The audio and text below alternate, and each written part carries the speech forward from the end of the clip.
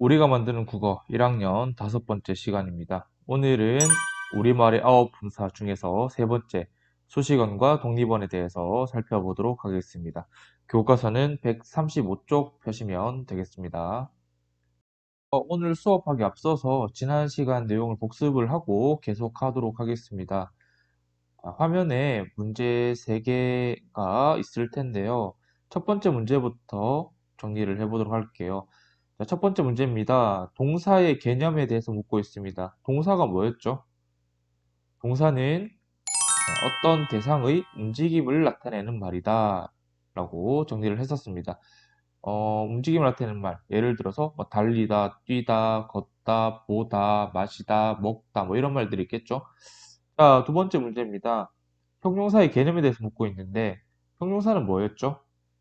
네, 형용사는 어떤 대상의 상태나 성질을 나타내는 말이다 라고 했습니다. 상태나 성질을 나타내는 말 어떤 게 있었을까? 뭐 예쁘다, 사랑스럽다, 뭐 크다, 작다, 길다, 짧다 뭐 이런 말들이 있겠죠? 자, 그러면 세 번째 문제. 동사와 형용사의 차이점 뭘까요? 동사와 형용사를 구분할 수 있는 차이점. 자, 동사는 명령형이나 청유형이나 진행형이 가능하다고 했지만 반대로 형용사는 명령형과 청유형, 진행형이 불가능합니다. 이 동사와 형용사의 차이는 동사가 움직임을 나타내는 말이기 때문에 가능한 거고 형용사는 움직임을 나타내는 말이 아니기 때문에 불가능하다라고 생각을 하면 되겠습니다. 자, 그럼 오늘 배울 내용을 보도록 할 텐데요. 자, 품사를 분류하는 기준 세 가지는 형태, 기능, 의미라고 했었습니다.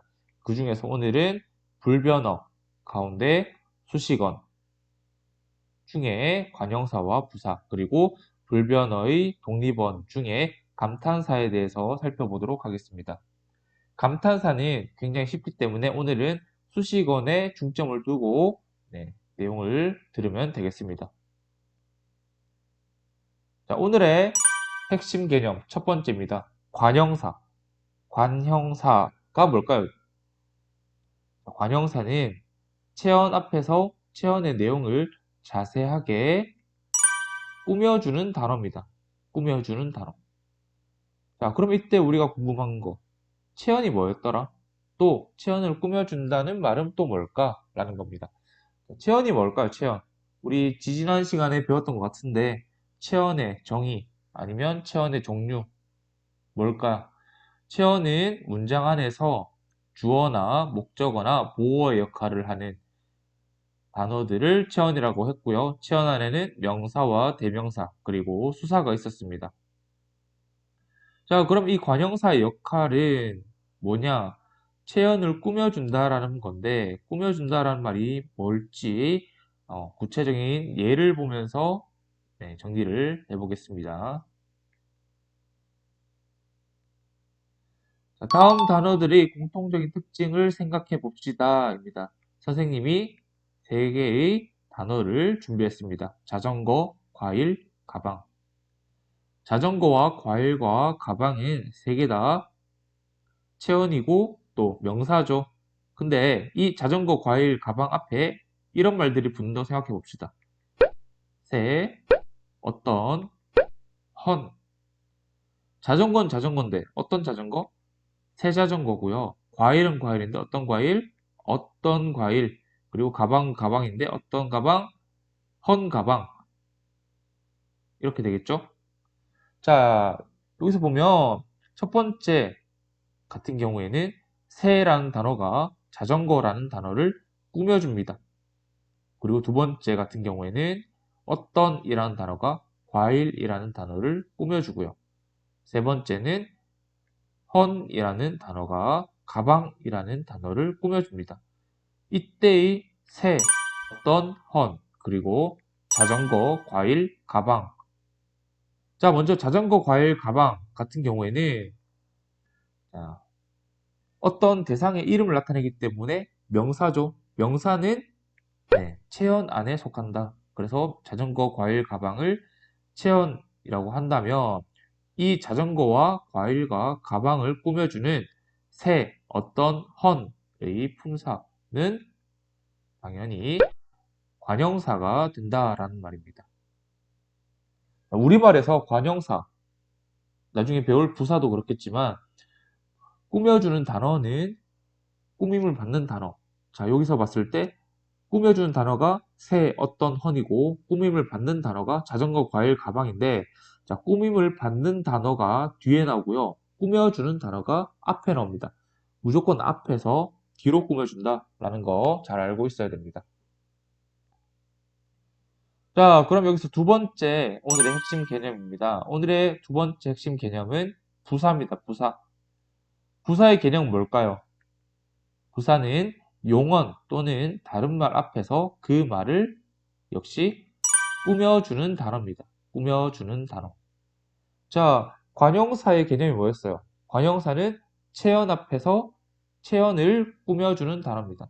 부사는 관형사와 다르게 용언 또는 다른 말 앞에서 용언이나 그 다른 말을 꾸며주는 단어다 라는 거 알아두면 되겠습니다. 자, 그럼 관형사와 부사의 차이가 뭘까? 자, 관형사는 앞에 말했듯이 체언을 꾸며주는 거고요. 부사는 용언 또는 다른 말을 꾸며준다. 꾸며주는 대상이 좀 다르다라고 생각을 하면 되겠습니다. 자, 구체적인 예를 보면서 부사가 어떤 건지 자세하게 알아보도록 하겠습니다. 자, 다음 단어들의 공통적인 특징을 생각해 봅시다. 입니다. 요번에 또 선생님이 4개의 단어를 준비했습니다. 달리다, 자다, 예쁘다, 행복하다. 자, 이 앞에 이런 단어들이 붙는다고 생각을 해보겠습니다. 빨리 달리다, 잘 자다, 가장 예쁘다, 너무 행복하다. 자, 달리긴 달리는데 어떻게 달려? 빨리 달리는 거고요. 예쁘긴 예쁜데 얼마나 예뻐? 가장 예쁜 거고요. 자긴 자는데 어떻게 자? 잘 자는 거고 행복하긴 행복한데 얼마나 행복해? 너무 행복한 거죠.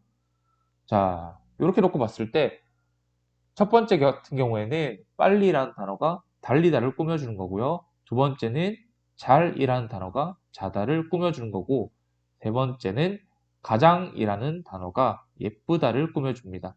마지막 네 번째는 너무라는 단어가 행복하다를 꾸며주는 겁니다. 이때의 빨리, 잘, 가장, 너무 그리고 뒤에 나오는 달리다, 자다, 예쁘다, 행복하다. 자, 달리다, 자다, 예쁘다, 행복하다는 품사가 뭐죠? 자, 의미를 기준으로 봤을 때는 달리다와 자다는 움직임이기 때문에 동사일 거고 예쁘다와 행복하다는 어떤 상태나 성질을 나타내는 말이기 때문에 형용사죠. 자, 동사와 형용사를 하나로 묶어서 얘기하면 용언이라고 이야기를 할 수가 있습니다. 이 용언을 꾸며주는 앞에 빨리, 잘, 가장, 너무 이런 말들을 뭐라 그런다? 우리가 지금 배우는 부사라고 얘기합니다. 자, 앞서 얘기했지만 관형사도 앞에서 뒤를 꾸며주는 거고 부사도 보면 앞에서 뒤로 꾸며주죠. 이렇게 관형사나 부사를 문장에서 사용하는 이유는요. 꾸밈을 받는 체언이나 용언을 더 자세하게 설명하기 위함입니다. 수식어를 사용하는 이유는 뒤에 나오는 꾸밈을 받는 말, 즉 체언 또는 용언 아니면 그 다른 말들을 더 자세하게 설명하기 위함이다라는 거 알아두면 좋겠습니다. 자, 그러면 첫 번째 질문입니다. 수식어과 용언 어떻게 구분해야 할까라는 건데요. 수식어과 용언 어떻게 구분해야 할까? 용언은 형태가 변하는, 즉 활용을 하는 동사와 형용사고요. 수식어는 형태가 변하지 않는 관형사와 부사입니다. 자, 그러면 수식어과 용언 구분할 수 있는 방법은 형태가 변하느냐, 변하지 않느냐인데 우리가 문장을 계속 살펴보다 보면 관형사라고 생각했던 것들이 관형사가 아니게 되고요. 또 부사라고 생각했던 것들이 부사가 아니게 됩니다. 무슨 말인지 뒤에 예를 살펴보면서 알아보도록 하겠습니다. 자, 수식어과 용언을 구분해 봅시다. 자, 선생님이 두 문장을 가져왔습니다. 위에 있는 문장은 신발을 신으니 기분이 좋다. 그리고 아래에 있는 문장은 신발을 신으니 발이 아프다라는 겁니다. 두 문장 다 뭔가 좀 아쉽죠? 그래서 앞에 이런 말들을 붙여봤습니다. 새 신발을 신으니 기분이 좋다 이고요. 아래쪽의 문장에서는 작은 신발을 신으니 발이 아프다 입니다. 자, 일단 신발은요, 명사죠. 대상이 이름을 나타내는 말이기 때문에 명사기 때문에 체언이고, 체언을 꾸며주는 앞에 있는 말들은 관형사가 되어야 됩니다. 자, 위의 문장 같은 경우에는 새라는 말이 신발을 꾸며준다. 그래서 새는 관형사가 될 거고, 자, 아래에 있는 문장도 작은이란 말이 신발이라는 말을 꾸며주기 때문에 작은도 관형사가 되어야 된다라는 겁니다. 자, 근데 새 신발 할 때 새는 그냥 새 자체가 형태가 변하지 않기 때문에 관형사가 맞지만 작은 신발 같은 경우에는 신발이 작다에서 활용된 거다. 즉 신발이 작다에서 형태가 바뀐 경우이기 때문에 이때의 작은은 관형사라고 보지 않고 형용사라고 봐야 됩니다. 무슨 말인지 이해하겠어요? 새 신발 할 때 새는요. 형태가 변하지 않아요. 어떤 경우에도. 그래서 불변어고 수식어이고 관형사가 될 수 있는데 작은 신발 할 때 작은은 원래 형태가 작다에서 나온 거라고요. 그래서 이때 작은은 형태가 변한다. 즉 가변어, 용언 안에 있는 형용사라고 봐야 된다라는 말입니다. 조금 어려울 수도 있지만 이 부분까지 잘 이해를 하고 있어야 우리가 문장에서 품사를 잘 구분을 할 수가 있습니다. 자, 두 번째 질문인데요. 우리가 아까 앞서 봤을 때 부사의 개념을 정리할 때 부사는 뭐였죠? 용언이나 다른 말을 꾸며주는 역할을 하는 게 부사였습니다. 근데 관형사는 체언만 꾸며주는데 부사는 용언과 다른 말까지 꾸며주는 역할을 한다. 그러면 부사가 꾸며준 대상 어디까지일까? 라는 겁니다. 부사가 누구까지 꾸며줄 수 있느냐? 자, 부사가 꾸며주는 대상에 대해서 알아봅시다. 자, 선생님이 또 세 문장을 가져왔습니다. 첫 번째 문장입니다. 꽃이 활짝 핀 곳에서 사진을 찍었다. 두 번째 문장은 미니가 아주 빨리 달렸다. 세 번째 문장은 과연 그는 누구를 선택할 것인가입니다. 자, 첫 번째 문장 먼저 보면요. 꽃이 활짝 핀 곳에서 자, 일대 활짝은 뭘 꾸며줘? 피다를 꾸며주죠. 피다는 동사죠. 피다, 피고 있다, 펴라, 피자. 자, 동사를 꾸며주는 부사가 되어야 되고요.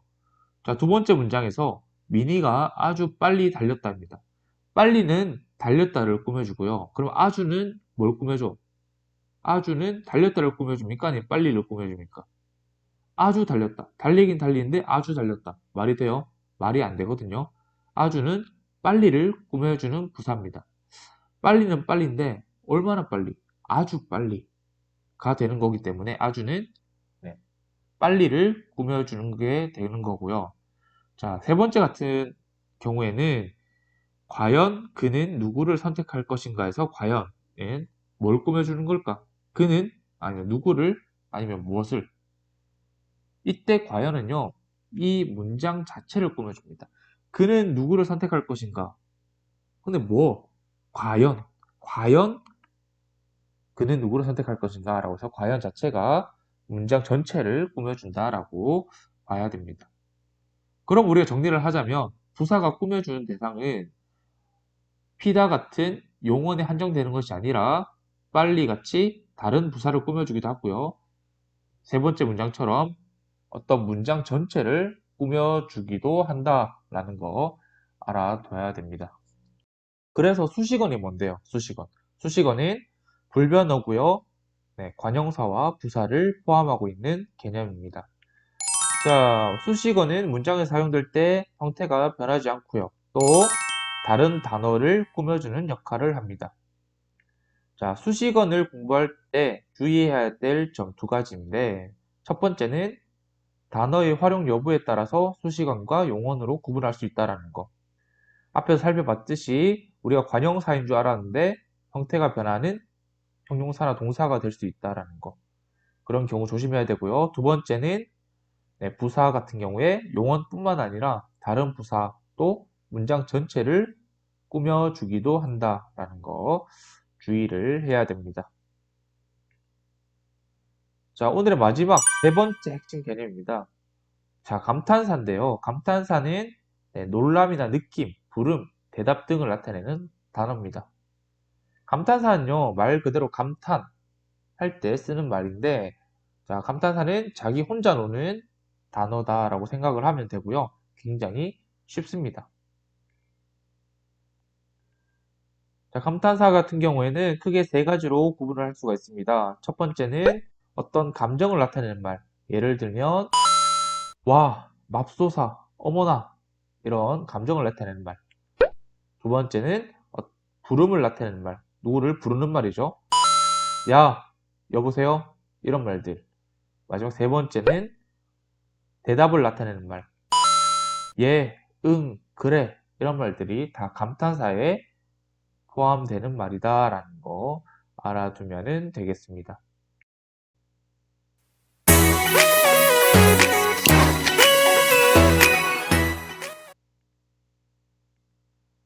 자, 오늘은 수식어과 독립어에 대해서 살펴봤습니다. 독립어 같은 경우에는 감탄사가 혼자 쓰이는 굉장히 쉬운 말이기 때문에 좀 간단하게 설명을 했고요. 오늘 영상에서 핵심은 수식어입니다. 수식어의 종류, 관형사와 부사, 그리고 수식어의 역할, 관형사와 부사의 역할에 대해서 여러분들이 다시 한번 정리를 해 두어야 할 겁니다. 자, 선생님이 오늘도 3개의 문제를 가져왔습니다. 첫 번째 문제는 관형사와 부사의 차이점, 두 번째 문제는 감탄사의 개념, 마지막 세 번째 문제는 수식어과 용언의 차이점입니다. 이 세 문제에 대한 대답을 학교 홈페이지 교사학습도움센터 과제제출방 1학년 국어방에 올리도록 합니다. 다음 시간에는 우리말의 9분사 중 마지막입니다. 조사에 대해서, 관계어에 대해서 살펴보는 시간을 갖도록 하겠습니다. 오늘은 여기까지 하겠습니다. 수고했습니다.